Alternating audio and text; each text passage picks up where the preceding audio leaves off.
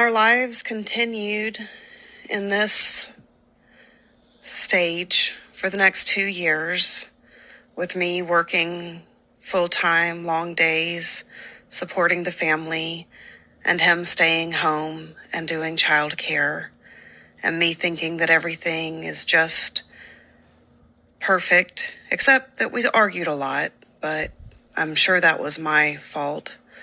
At least he always seemed to make me feel like it was my fault. And after 2 years of that and an escalation certainly happening,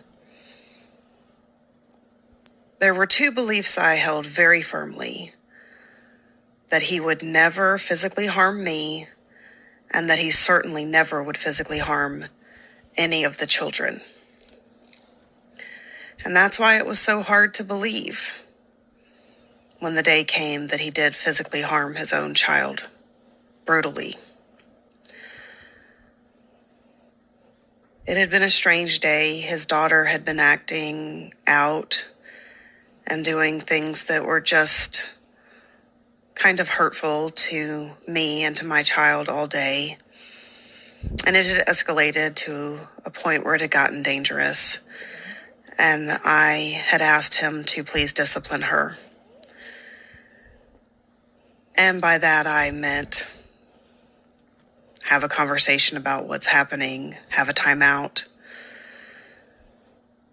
And I went into another room and closed the door, and I called my mother because I was really upset.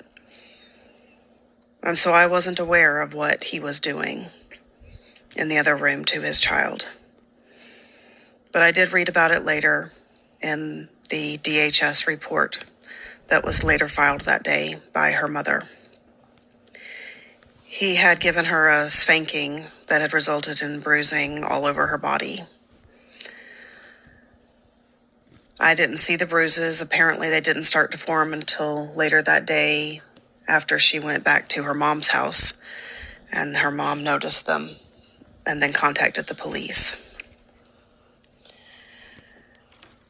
And for sure, the scariest thing that ever happened in my life was when DHS showed up at our house and interviewed us in regards to the child abuse allegations.